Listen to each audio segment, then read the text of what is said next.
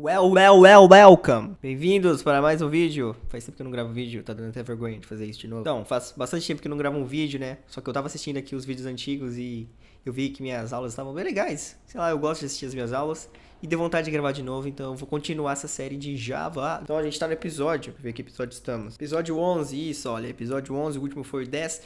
Então hoje vamos falar sobre for. Hoje a gente vai dar início aos loops, né? Que a gente tem esses tipos de loop aqui no Java, tá ligado? A gente tem o for, o while, do while e o for each. For each ele é um estilo for, só que um pouquinho mais diferente, e o do while é um estilo while, só que um pouco mais diferente. A gente vai falar hoje do for, né, que é o primeiro das estruturas de repetição que a gente aprende quando está fazendo alguma aula de linguagem de programação. Então, o for é o seguinte. Para escrever o for, você precisa usar a palavra-chave for, obviamente, abrir e fechar parênteses, e aqui dentro ele é separado em 3 seções, vamos dizer assim, 3 espaços para você colocar informações que vão servir para mostrar como esse for vai se comportar. Então, na primeira seção, você precisa colocar qual vai ser a variável de referência que vai servir como o contador.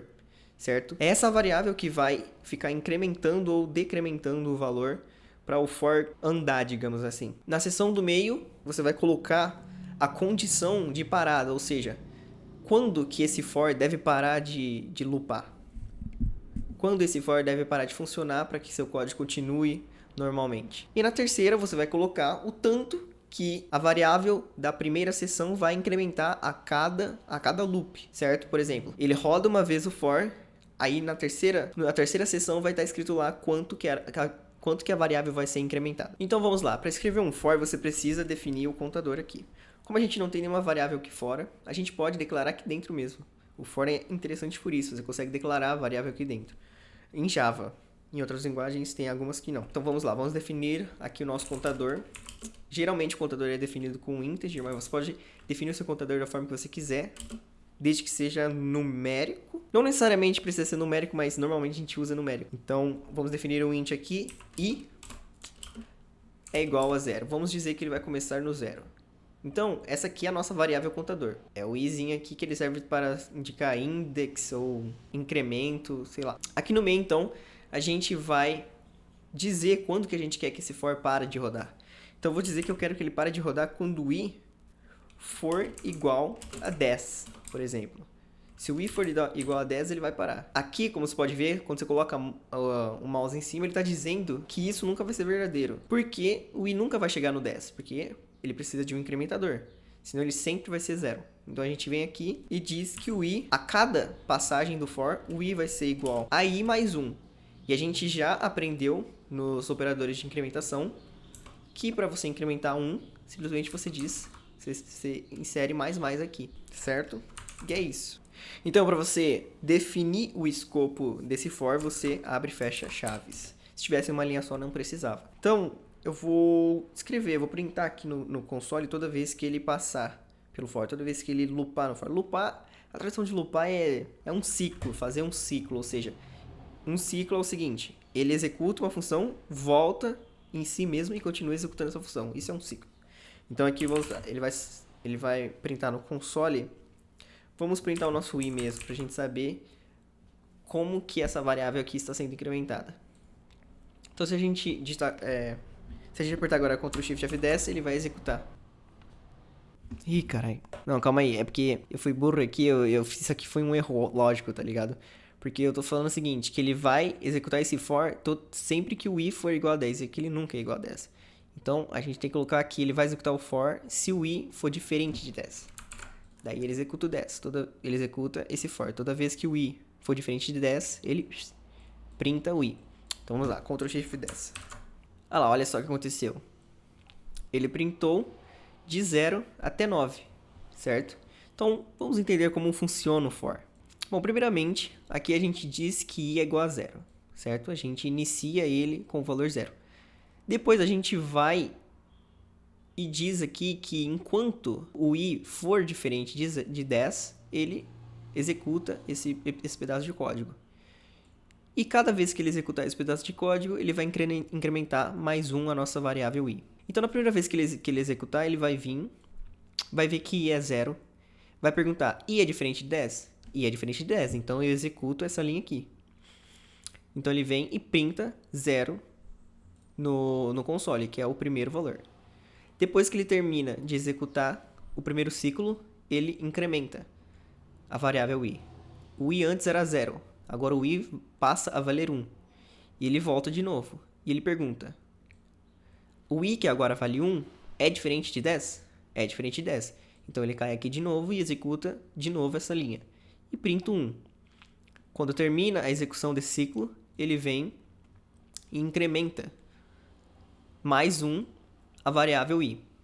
Aí ele volta de novo e continua e faz o mesmo ciclo. Ele pergunta novamente, i que agora vale 2, não vale mais 0 e nenhum, agora vale 2 porque ele incrementou 2 vezes. I que agora vale 2 é diferente de 10? Sim, é diferente de 10, então ele executa assim e ele faz isso sucessivamente até que essa condição seja falsa. Então se você for ver aqui, na hora que a gente executa, ele printou até o 9 e não até o 10. Por quê? Porque a gente pede para ele printar sempre que for diferente de 10. Uma vez que o i é 10, ele não vai, porque ele vai perguntar, i que vale 10 é diferente de 10? Não, é igual. Então ele não printa o 10, certo? E aqui você pode usar qualquer tipo de comparador. Você pode usar menor, maior, menor igual, maior igual. Só que você tem que sempre tomar cuidado com o processo lógico do seu for, certo? Porque você tem que prestar atenção no seu incrementador e o que você está fazendo. Você está incrementando ou decrementando. Por exemplo, vamos dizer que eu quero que ele printa de 10 até 1. Então eu vou iniciar o meu int valendo 10.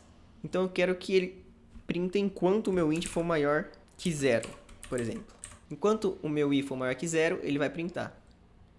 Não faz sentido a gente aumentar o i, porque a gente quer que ele vai descendo até chegar aqui, para ele parar, senão ele vai executar infinitamente desse jeito.